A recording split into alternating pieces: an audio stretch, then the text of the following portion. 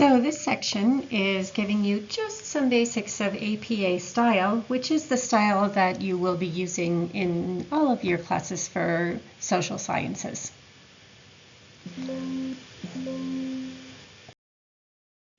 So we might think of APA style as being nothing but dictates for how to cite your sources.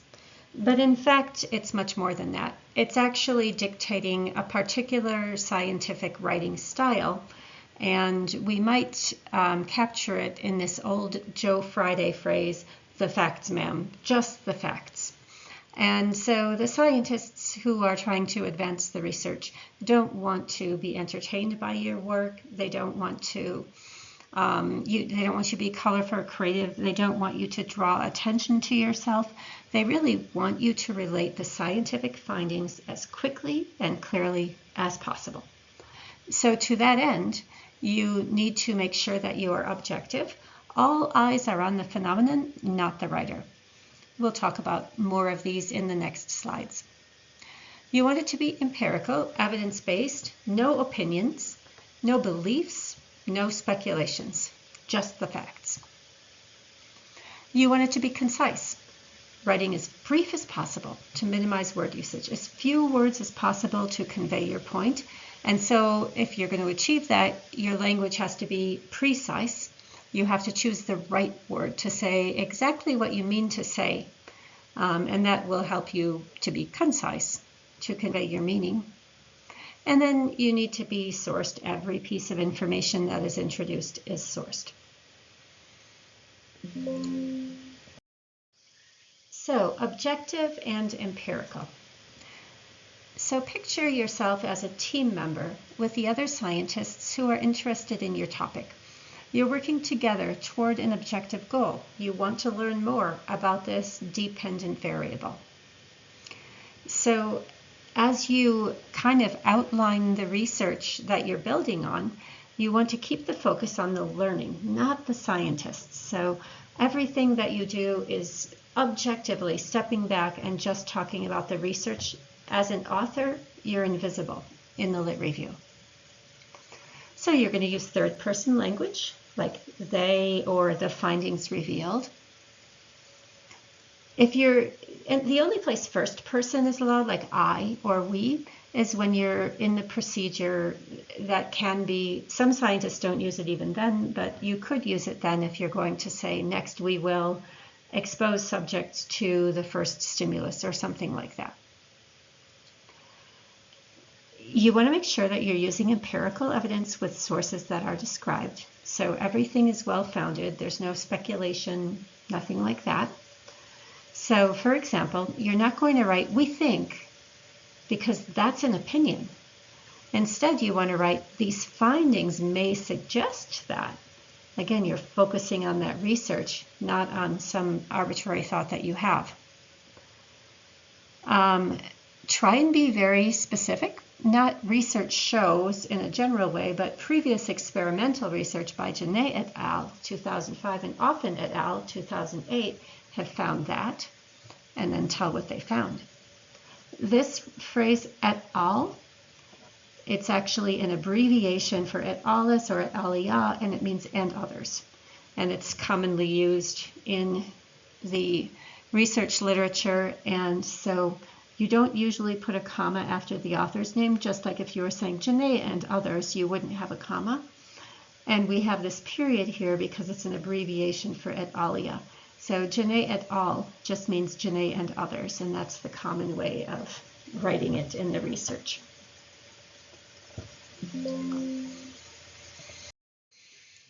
So because your scientist doesn't want to spend a lot of time reading frivolous things, they want to get to the point, you have to be concise in your writing. And that word concise means that you're using the fewest number of words possible to communicate your idea. So choose exactly what it is that you're trying to communicate. So you have to be very clear in your own mind. And then also make sure that what is not important must be excluded. So this takes a discriminating mind, and it takes some time to figure out what needs to be communicated and what doesn't. But do your best to always ask yourself, is this really important? And so you also then have to be precise in your language. Use the exact words that communicate the idea. Don't use the wrong word. So don't choose a word that sort of means what you mean to say. Be as precise as you can. In describing studies, important information will include these types of things. So this is what might be important. The method of the study or studies you're talking about. So was it experimental, quasi-experimental, randomly assigned? What was the method? Who was involved? You don't have to be as specific as the researchers, but in general, we should know, was it males, females, college students, Navajo people? Who was involved? What were the key findings that relate to your own proposal? And very important, what did they miss? What's the limitation that they address or the missing piece that they didn't examine? So these are the kinds of things that would be important as opposed to some other things that you might read that would be less important. So always when you're reading, place your focus on what the researchers in this particular study did. Don't pay quite as much attention to their lit review, because in the lit review they're citing other people's work, but what you're going to cite is their work. Some phrases to avoid. We believe. Avoid any phrases with believe unless, of course, you're studying beliefs.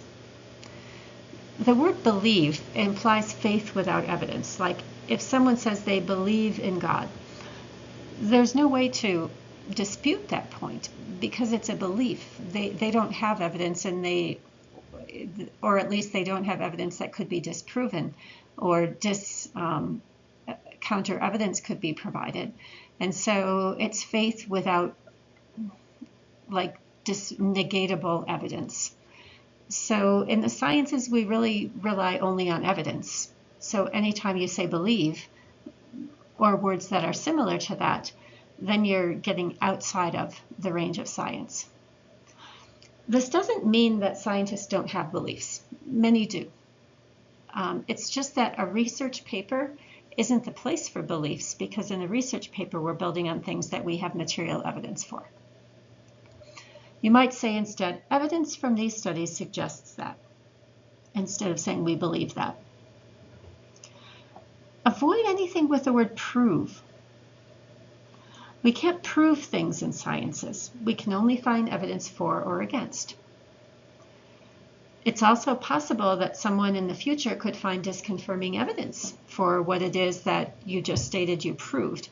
So in the sciences, we're always gathering new information, and so what we have today might support a theory that in the future we might have evidence that doesn't support it. So we don't ever really embed ourselves and say this is proven, because that just can't happen. So instead you might see evidence from these studies supports the theory that, and you might express it that way. So as you're writing, pay attention to basic grammar. It's your responsibility to submit a lit review that observes basic grammar and spelling formalities. So you're going to have to proofread your work.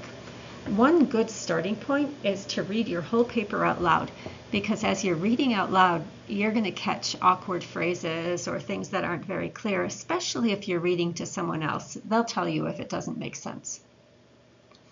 And then there are some programs that will automatically check things if you don't feel yourself strong in that area.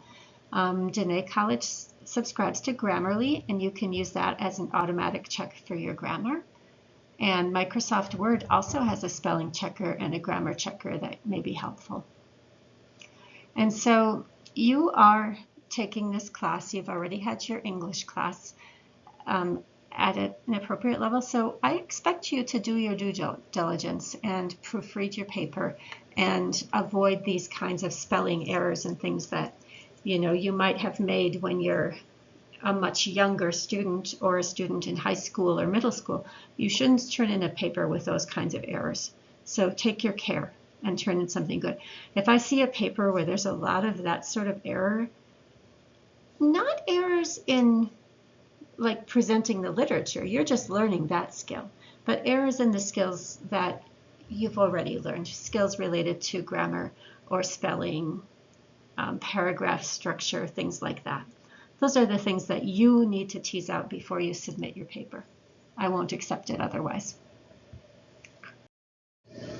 Citing your sources. Every statement that is made has a scientific source.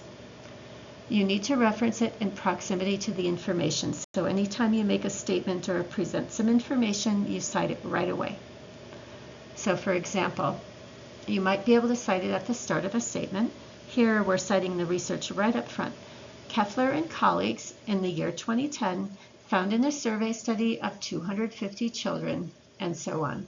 And right here, this Keffler and colleagues 2010, that's the citation. Or you might cite it at the end of the statement. A survey of 257 teenage children revealed that, ... and then the citation afterwards, here's that Keffler et al. 2010. Notice in both cases we include the year. So that is one thing. Whenever you present the author's names, always the year follows. The only exception is if you're citing the same study for the second time in a single paragraph, then you don't have to put the year. Other than that, the year is always included. So if it's well-established research, like research linking smoking with cancer, there's tons of research on that. Then, you might just list examples of supportive research using this phrase e.g., which means for example. And so then you might list several studies as examples of studies that show that smoking is linked to cancer. It might look like this. Previous research has shown that ostracism leads to feelings of hostility, e.g., for example, Williams et al. 2016, Twenge et al. 2018. So I've just given two examples of studies that support this statement. But now notice this, I continue, and aggressive behavior. And now I tell you who did that study, DeWall et al. 2019. So you can see here how we've used several citations creatively, or not creatively, accurately in a single sentence. So that's the kind of thing you're working toward in your lit review. Be patient with yourself. It's a skill that needs to be developed. So finally, you do need to have a reference page. So every source that you cite in the body of your lit review should be sourced in the reference page. So you reference in the APA style, and note that often you can download the citation for an article you find. So sometimes if you just go to the library link where you found the citation, you'll find a place that says cite this article, and then you can download an APA style citation. However, you always need to check and make sure they did it right. And so, for example, this is how APA style is done. You list the author's names, then you list the year in parentheses followed by a period. Then the title of the article, and notice that it's not capitalized. The only words that are capitalized are the first word, any word that immediately follows a colon, and any proper nouns like names. There's a period at the end of the article. Then the journal that it's from is italicized, and then it's followed by the volume and issue if it's available, and then the pages. And then it ends with this DOI, the library listing for the article. If you have lots of authors, then you list the last name and first initial, or first and second initial if it's given, and you put this ampersand in the middle, and then the year, 2010, with a period. Same thing here, they've done the title of the article in non-italicized words without capitals unless it's after a colon or the first word. Then the journal is italicized. Then here they have the volume number and the issue number in parentheses afterwards, and then the page numbers. And in this one, apparently there was not a DOI available. So that's how you cite it. Note also that it's alphabetical and that it's a hanging indent, meaning that the first line is all the way back to the left margin, but after that, the lines are indented. And what that allows you to do is if you see a reference inside the paper, then you can easily find it in the reference section by following it down. And finally, it's double spaced, and I have made a template for you so you can use that to get your proper APA style.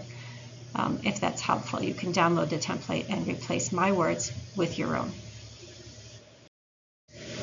Here are some additional resources, and I think you might find many of these things helpful to learn more about APA style, or to refer to guidelines if you have an unusual source that isn't a journal article.